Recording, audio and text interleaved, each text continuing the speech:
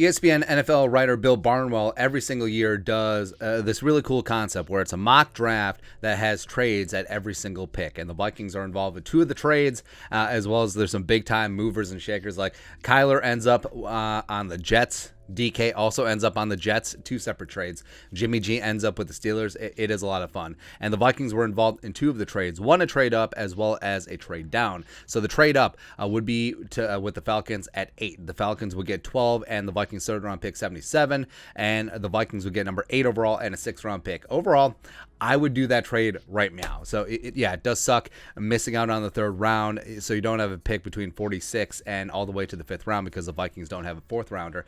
But if you had to move up and you had to secure your guy at 8, who's probably not going to get there at 12, I'm looking at you, Derek Stingley Jr., I'd be in, man. Here's what he wrote. The Vikings are probably not likely to trade up often under new general manager Kwesi Adofo-Mensah. What makes you say that?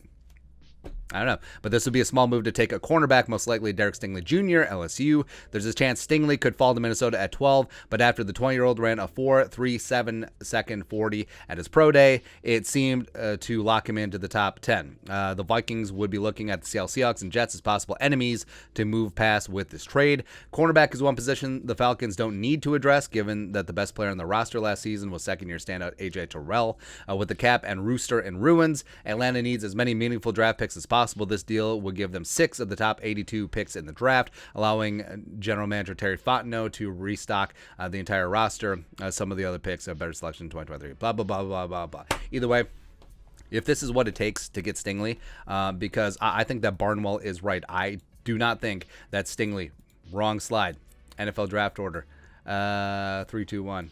Nailed it. We're professional. Yeah, I don't think that Stingley gets by Seattle at 9. They definitely need some help in the cornerback room. Same thing with the Jets at 10. I mean, you can find a world where the Jets take Stingley and Sauce. That'd be crazy town, man. But I would love it. So yeah, the Vikings, unless they're content sitting and waiting for McDuffie or Booth, or moving down to give McDuffie or Booth, I would be fine with either of them. But Stingley just hits different, man. He absolutely does. So I will be down with this one. A trade down scenario for Barnwell. So the Vikings do some business with the Chargers. Vikings get 17, a third-round pick from the Chargers at 79, as well as a 2023 fourth-round pick. And to move down 5 spots, Chargers get 12. Here's what he wrote. The Chargers one piece away. The biggest hole on the roster is at right tackle, where Brian Bulaga wasn't able to stay healthy after signing with LA, blah, blah, blah. The Chargers nailed their first-round pick last year when they took left tackle Rashawn Slater. Yes.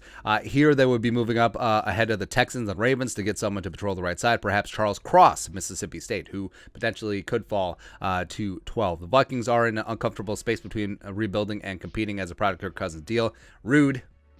They need to add pieces in the secondary, which is something they can do later in the first round. This move would leave the Vikings, would leave the Chargers without their second and third round picks, but it would help keep Justin Herbert upright. They won't mind. So looking at this deal, nailed it. So the Chargers move up to 12, which if Sauce, Stingley, and Hamilton are off the board, which is extremely possible, especially given the Seahawks at 9, the Jets at 10, and the Commies at 11, and the Vikings do want to move down, where they like McDuffie, they like Booth, they could get him, either of them at 17, and they get an extra third-round pick and a future fourth-rounder, I would be okay with that. Sliding on down, the Chargers want to come up, and even if it isn't Charles Cross, maybe it's Trevor Penning, where they want to keep him away from the Ravens or the Saints or even the Texans as they look to have a full-on rebuild. So I would understand this from the Chargers' perspective about wanting to move up and secure their guy, and the Vikings can still get a guy that they would have selected at 12. They could probably get him at 17, so it's a slightly cheaper contract, as well as just racking and stacking up another third-round pick, and it's very, very deep class as well as a future fourth-rounder. Go ahead and get it. Go ahead and get it. But that's it. Let's take a look at a couple of trades in Bill Barnwell's all trades NFL mock draft. I think I nailed it. The Vikings doing some business, moving down with the Chargers, as well as moving up to number 8 with the Falcons. Let us know your thoughts on our thoughts, on Barnwell's thoughts in the comment section below. Subscribe for daily Vikings takes. Want to support the work, put a little something in the Venmo. But until next time, Skol, production value.